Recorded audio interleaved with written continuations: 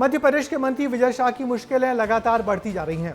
Supreme court ने मंत्री के विवादित बयान की जांच के लिए 24 घंटे में 3 आईपीएस अफसरों की स्पेशल टास्क फोर्स बनाने को कहा है। कोर्ट ने मंत्री की माफी को ठुकरा दिया है, मगर उनकी किसी भी प्रकार से गिरफ्तारी पर रोक लगा दी है। भला क्यों सख्त हुआ कोर्ट और क्या कुछ कहा सुप्रीम कोर्ट के जज ने, देखिए हमारी इस रिपोर्ट में। जिन्होंने हमारी बेटियों के सिंदूर उजाड़े थे, वही लोगों को हमने उन्हीं की बहन भेज करके उनकी ऐसी की तैसी करवाई।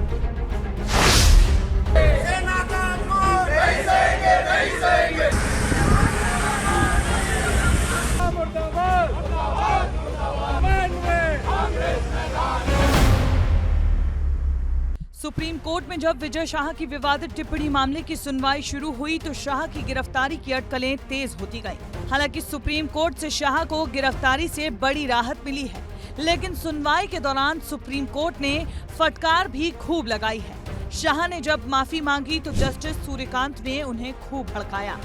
जस्टिस सूर्यकांत ने कहा कि माफी शब्द का एक मतलब होता है। कभी कभी लोग मुसीबत से बचने के लिए माफी मांगते हैं। लोग दिखावटी मगरमच्छ के आंसू बहाते हैं। आपकी माफी कैसी है? इतना ही नहीं, सुप्रीम कोर्ट में सुनवाई के दौरान शाह से सीधा सवाल पूछा गया। कहा कि मंत्री होते हुए बिना सोचे ऐसा बयान कैसे दे दिया और अब माफी पर इतना जोर क्यों दे रहे हैं? ईमानदारी से माफी मांगने की कोशिश क्यों नहीं की गई? सुप्रीम कोर्ट एक चीज़ बड़ी महत्वपूर्ण आज ऑब्जर्व करी है, वो ये था कि ये आदमी जो स्टेटमेंट देने के बाद कई दिन बाद जब वो पब्लिक में जाती है, बात जाती है और उस तरीके से आउटरीच होता है पूरे देश में, तो जो वो अपॉलजी करता है, अपॉलजी वो इफ़ के साथ करता है, वो उसको अभी भी इस बात का एहसास नहीं है कि मैंने कुछ गलत कह दिया और उसको एक्सेप्ट करे। सुप्रीम कोर्ट ने स्पेसिफिक आज जो है ना ये वर्डिंग करी है। सुनवाई के दौरान विजय शाह की माफी सुप्रीम कोर्ट से खारिज हो गई है। कोर्ट ने मंत्री विजय शाह के खिलाफ एफआईआर की जांच के लिए एसआईटी का गठन करने का आदेश दिया है। डीजीपी को एसआईटी गठन करने का आदेश दिया गया है। जांच के लिए 3 आईपीएस वाली एसआईटी का गठन होगा। कल 10 बजे तक एसआईटी का गठन होगा, जिसका नेतृत्व आईजी रैंक के अधिकारी करेंगे। इस एसआईटी में एक महिला अफसर भी होंगी। इसके साथ ही अधिकारी मध्य प्रदेश से नहीं होंगे। कोर्ट ने विजय शाह की गिरफ्तारी पर रोक लगाई है, इस शर्त पर कि वो जांच में पूरी तरह से सहयोग करेंगे।